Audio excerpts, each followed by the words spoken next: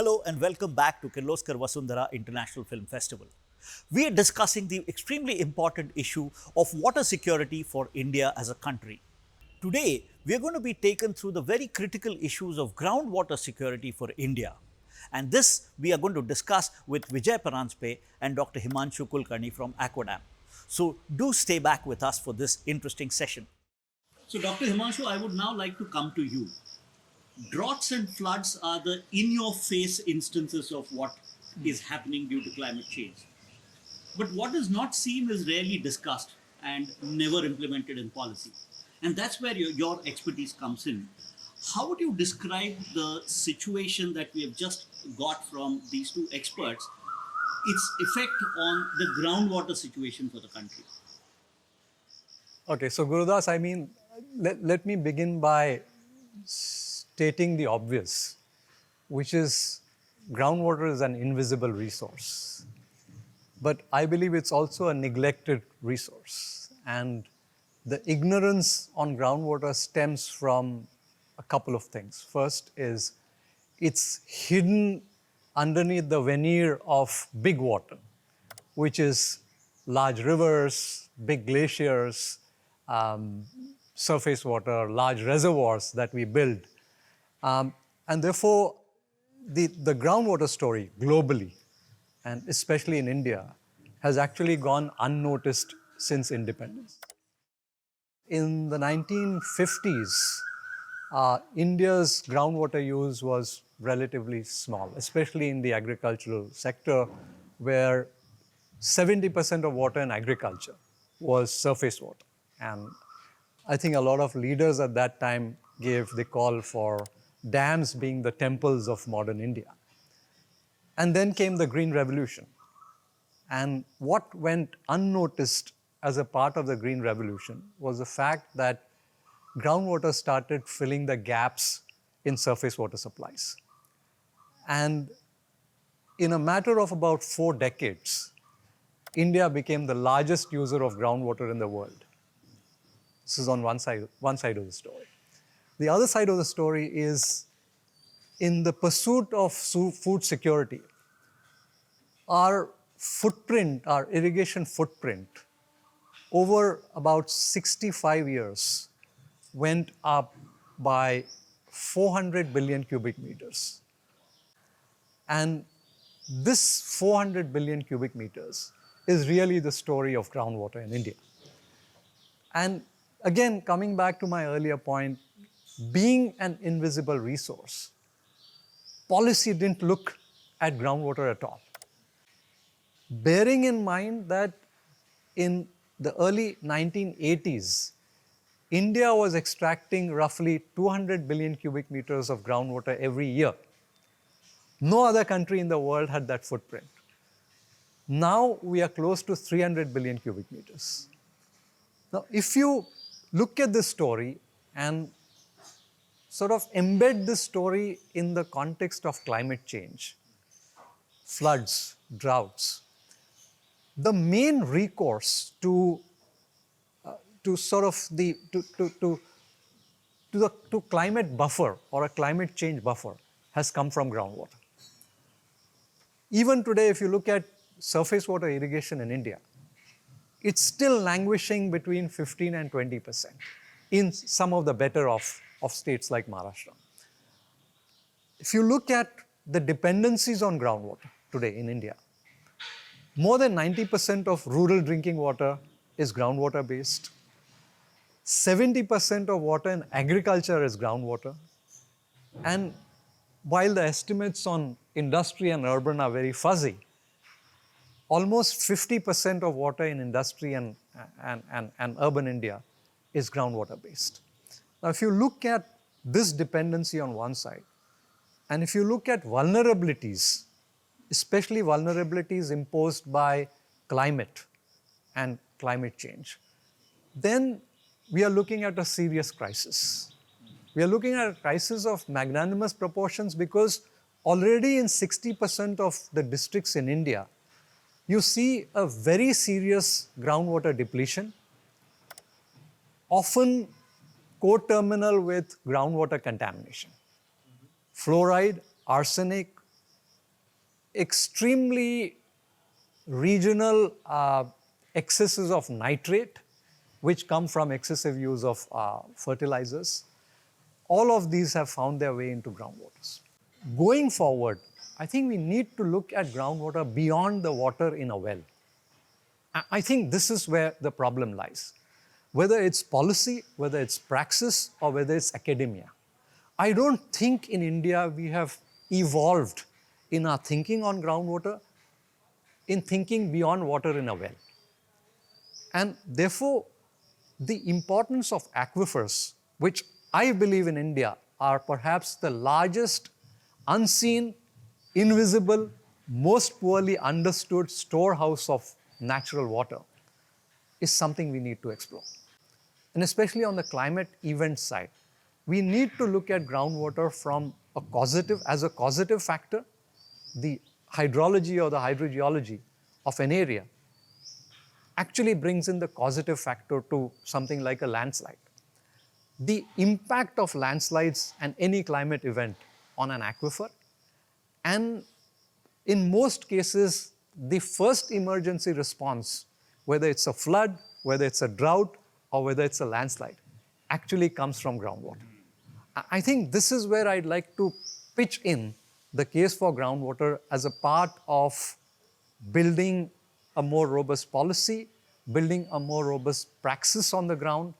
And I believe we have fewer studies, fewer robust studies on groundwater. And I think that's where we need to focus our attention. You just discussed how much rural India and how much of industry is dependent on groundwater. And you also mentioned that there's a lot of contamination through different nitrates and fluoride. And how does it manifest? I mean, how does it show? Could you expand a little bit on that? Sure, I think it's a good question. So let me give this a shot. I think there are 4 manifestations of India's groundwater crisis. The first is obvious, where the shallow aquifers dry up, the traditional large diameter dug wells, which I would say India has been a part of a dug well civilization. We have the largest number of dug wells in the world. So many dug wells are drying up, they are getting contaminated. The second is contamination, but contamination doesn't necessarily show up unless your well becomes dirty. And what shows up as dirty is not necessarily the worst contamination. Often what doesn't show up, what doesn't seem contaminated. Wells in places like Bihar, we do a lot of work in North Bihar with many of the partner organizations there. You obviously see that a well is very clean, but it has arsenic, it has iron. And the manifestations of iron or arsenic are more on the health side. So the health part is the second aspect. The third is drying up of rivers. Very often when a river dries up, we blame it on changes in rainfall. We actually don't see the connection between, say, an aquifer which feeds a river when it is sufficiently full, and what happens when the aquifer empties out, when we extract too much. So the connection between the aquifer and the river gets severed. Very often when water tables drop below the river which was supposed to carry water from its origin to a place where it was flowing dries up, because now the water is actually seeping down into the aquifer. This was unwanted recharge in the first place. So all these things manifest themselves. The fourth is what Vijay mentioned about springs.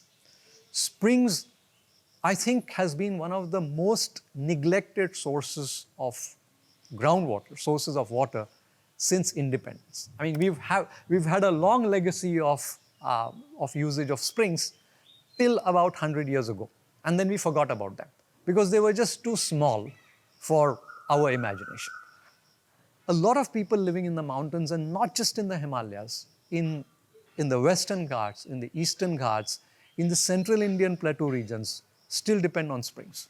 Most tribal communities will not touch any other water but springs. I would also like to close with a somewhat social implication of this crisis, which is the fact that when water levels decline, when aquifers deplete, when aquifers are contaminated, when the, the connection between an aquifer and a river is cut, what you often don't see is the deepening inequities in society, the deepening inequalities in access to water. So when an aquifer depletes, it's the marginalized who are at the margins and who get affected the most. Whether it's in agriculture, whether it's in urban India, whether it's in it's especially in the mountains in ecosystems. And the overarching impact of floods, droughts, and other climate disasters will further deepen these inequalities, these inequities in this entire scenario on water. Manifestations can happen and do happen all the time. Unfortunately, we don't see them and we don't notice them and give a response. Let me take the example of a common understanding that we have about watersheds. In watersheds, we start from the top and end at the bottom of the valley. But for pollution on the Ganga, we started at the bottom and remained at the bottom. So none of the catchments of the contributory rivers, and 42% of Ganga's water comes from Nepal, 12% comes from China. We're not aware of it. All that is clean water, relatively. And the dirty water is coming from the other river system. Now this is not manifest, but it is known to the people who, it is obvious when I mention it. So recognizing that the Ganga gets cleaned up after Varanasi or after Allahabad, not due to anything that we have done, but because of the fresh waters coming from the north, from Nepal. So if we want to start cleaning up the Ganga, we have to start at Gomukh and Gangotri, not at Allahabad, which is where 90% of Namami Gange expenditure is being frittered away, to be honest. So what does one do, and what is the manifestation at Gomukh? Last 20 years, the studies have shown that the pathogenic pollution of the rivers, or pathogenic contamination, E. coli contamination, is right from Gomukh. Once all this happens, then everybody takes drugs as medicine. All those drugs have now made the current pathogens in Ganga immune to them. So out of 21 antibiotics that are used on the Ganga up north, 19 are immune, have developed immunity. All the pathogens have developed immunity because of excessive use of medicine and wasted medicine. Now all this is happening up north, not beyond Haridwar. This is one important thing. Second manifestation is the opening up of the permafrost. Actually, nobody knows a thing about permafrost. Now, what does permafrost do? Just as the glacier starts melting, the permafrost is exposed and it releases methane in huge quantities, number one. It releases mercury in huge quantities, number two. So methane, mercury, and other E. coli are all being released from that side. And we don't realize that the contamination is coming from right there. Only when we study those areas will we be able to understand where and how to control it. Now, what is actually happening is there are two sort of movements. The glaciers are receding at a rate roughly 10 meters per year. The other change is that the thickness of the glaciers there is thinning, which is not understood when you take a inset picture. So one, it is receding, and one, it is thinning. Now all this is manifest. People who are watching it know it, but it's not in the papers. That's why we don't know it. Anyway, to cut the long story short, what we have followed in watershed, start at the top and end with the bottom. We have started at the bottom, cleaning of the river, and never gone to the top to see where it's coming from.